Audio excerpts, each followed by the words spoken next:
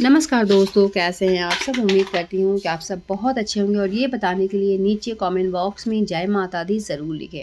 आज के वीडियो में हम बात करते हैं दुर्गा सप्तशती के चौथे अध्याय के बारे में। पाठ को अच्छे से सुने, कोई भी सवाल होगा, डाउट होगा, नीचे कमेंट बॉक्स में ज़रूर बताएं।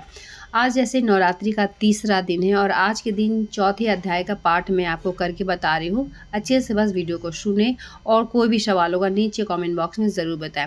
महर्षि मेघा बोले, देवी ने जब पराक्रमी दुरात्मा महिषासुर को मार गिराया और असुरों की सेना को मार दिया, तब इंद्र आदि समस्त देवता अपने सिर और शरीर को झुकाकर भगवती को स्तुति करने लगे।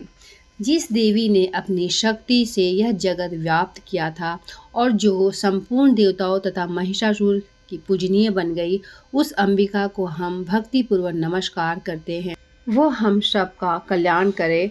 और जिस अतुल प्रभाव और बल का वर्णन भगवान विष्णु, शंकर और ब्रह्मा जी भी नहीं कर सके, तो उस चंडिका को जो कहा जाए कि जगत का पालन करे और अशुभ भय का नाश करे, तथा पुण्य आत्माओं के घर में तुम लक्ष्मी के रूप में हो और पापियों के घर में तुम अलक्ष्मी के रूप में।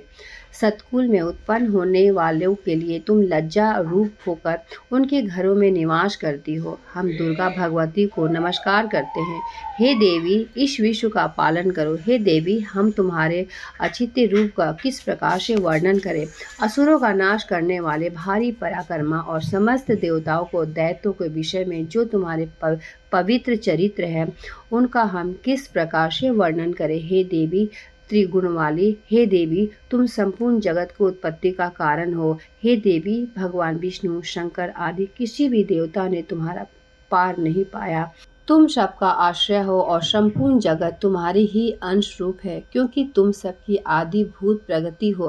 हे देवी, तुम्हारे जिस नाम का उच्चारण से संपूर्ण योगों में जब देवता तृप्त लाभ उठाते हैं, वह स्वाहा तुम ही हो। इसके अतिरिक्त तुम पितरों की तृप्ति का कारण हो, इसीलिए सब आपका स्वाहा करते हैं। हे देवी, वह विद्या का मोक्ष देने वाली तुम हो।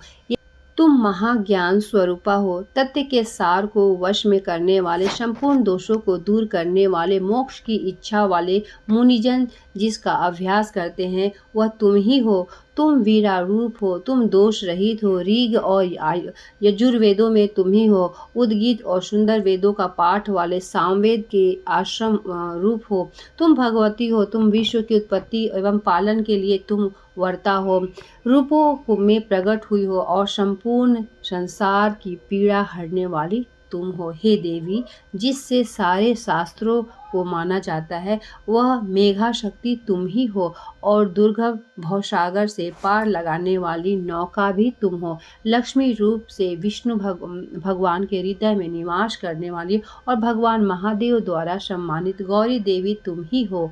मंद मुस्कान वाले, निर्मल पूर्णचंद, बिंब के समान और उत्तम स्वर्ण मनोहर क्रांति से कामनीय तुम्हारे ही मुख से होता है। महिषासुर क्रोध में भर गया, वह बड़े आश्चर्य की बात है।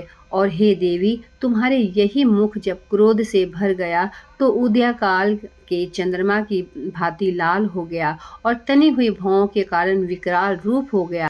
उसे देखकर ही महिषासुर के प्राण शीघ्र निकल गए। यह बड़े आश्चर्य की बात है। आपके कुपित मुख के दर्शन करके भला कौन जीवित रह सकता है। हे देवी, तुम हमारे कल्याण के लिए प्रसन्न हो जाओ। आपके प्रसन्न होने से इस जगत का उदय होगा और साथ ही जब आप क्रोध हो जाती हो तो कितनों ही कुल का सर्वनाश हो जाता है।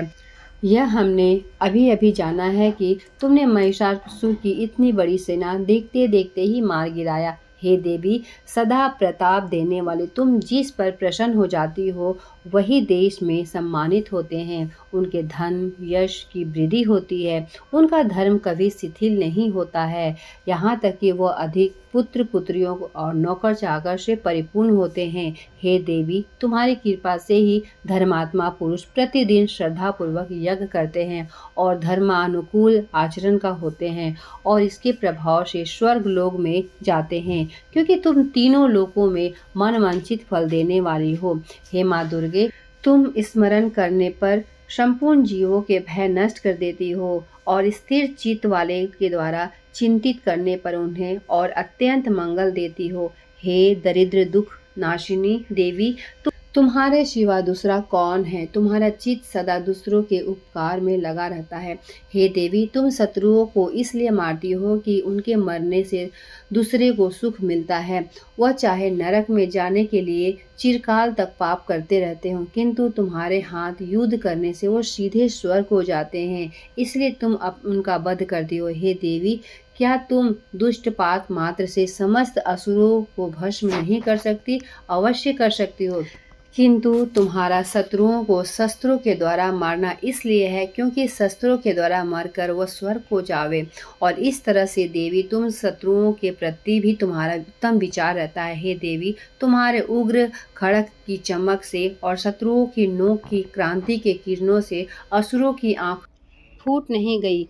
इसका कारण यह था कि किरणों से शोभायमान तुम्हारे चंद्रमा के समान आनंद प्रदान करने वाले सुंदर मुख को देख रहे थे। हे देवी, तुम्हारा शील बुरे वृतांत को दूर करने वाला है तथा सबसे अधिक तुम्हारा रूप है, जो न तो कभी चिंतन में आ सकता है और न किसी दूसरों को कभी तुलना ही हो सकता है। तुम्हारा बल का पराक्रम शत्रुओं का नाश करने वाला है। इस तरह तुमने शत्रुओं पर भी दया प्रकट की है। हे देवी, तुम्हारे बल की इसके साथ बराबरी नहीं किया जा सकता है तथा शत्रुओं को भय देने वाला तुम्हारा इतना सुंदर रूप भी और किसका है? हृदय की कृपा और युद्ध के निष्ठुरता, यह दोनों ही बात तीनों लोगों में केवल तुम ही दिखाई देने वाली हो। हे माता, युद्ध भूमि में शत्रुओं को मारने वाले तुम्हें स्वर्गलोक को पहुंचाने वाले तुम ही हो। इस तरह तीनों लोकों में तुम्हारी रक्षा की है तथा इस तरह से उत्तम असुरों में जो तुम्हारा भय था वो तुमने दूर किया है। तुमको हमारा नमस्कार है। हे देवी, तुम चारों दिशाओं को प्रकाशमय करने वाली हो। इस तरह हम तुम्हें नमस्कार करते हैं। हे देवी, तुम शूल तथा खड्ग से हमारी रक्षा करो तथा घंटों की ध्वनि और धनुष की टंकोर से भी हमारी रक्षा करो। हे चंडिकाए, आप अपने शूल को घुमाकर पूर्व, पश्चिम, उत्तर, दक्षिण दिशा से हमारी रक्षा करो। तीनों लोकों में जो तुम्हारे शौर्य रूप है तथा घोर रूप है, उनसे हमारी रक्षा करो तथा पृथ्वी की रक्षा करो। हे अंबिके, आपके कर पर कमलों के कारण जो खड़ग, शूल तथा गदा आदि शत्रु में शोभा पा रहा है, उनसे हमारी रक्षा करो। महर्षि बोली, इस प्रकार जब सभी देवताओं के जगत माता भगवती की स्तुति की तथा नंदवन के पुष्पों तथा गंध के अनुरूपों द्वारा उनका पूजन किया गया, फिर सबने मिलकर जब सुगंधित एवं दिव्य रूपों से दिव्य धूपों द्वारा उनकी सुगंधित निवेदन की, तब देवी ने प्रसन्न होकर कहा, हे देवताओं, तुम सब मुझसे मन वांछित वर मांगो। देवता बोले, हे भगवती, तुमने हमारा सब कार्य कर दिया है। अब हमारे लिए कुछ भी मांगना बाकी नहीं रह गया, क्योंकि तुमने हमारे शत्रु महिषासुर को मार डाला है। हे महेश्वरी, तुम इस पर यदि कोई वर देना ही चाहती हो तो बस इतना ही वर दो कि जब जब हम तुम्हारे स्मरण करें तब तब तुम हमारी विपत्तियों का हरण करने के लिए हमें दर्शन दिया करो। हे अंबिके, जो कोई भी तुम्हारी स्तुति करे, तुम्हें अपने वित्त समृद्धि और अपनी वेदना बताए, तुम उनकी रक्षा हमेशा करो और इस प्रकार तुम उन पर सदा प्रसन्न रहो। महर्षि बोले, हे राजन, देवताओं ने जब जगत के लिए तथा अपने लिए इस प्रकार से प्रश्न किया तो बस तथास्तु कहकर देवी अंतर्ध्यान हो गई। हे भूप, जिस प्रकार तीनों लोकों का हित चाहने वाली यह भगवती देवताओं के शरीर से उत्पन्न हुई थी, वह सारा वृतांत मैंने तुमको बता दिया और इसके पश्चात दुष्ट असुरों तथा शुभ निशुभ तथा का वध करने वाला सब लोगों की रक्षा करने के लिए जिस प्रकार गौरी देवी के शरीर से उत्पन्न हुई थी, वह सारा वेदांत आज मैं यथावत वर्णन करता हूँ। तो इस प्रकार दुर्गा सप्तशती का चौथा अध्याय पूर्ण होता है। तो उम्मीद करती हूँ कि कथा आप ज़रूर सुन रहे होंगे और वीडियो ज़रा भी आपको अच्छा लगे तो वीडियो को लाइक और चैनल को सब्सक्राइब भी ज़रूर करें। मिलते हैं एक नए वीडियो के साथ, तब तक के लिए धन्यवाद।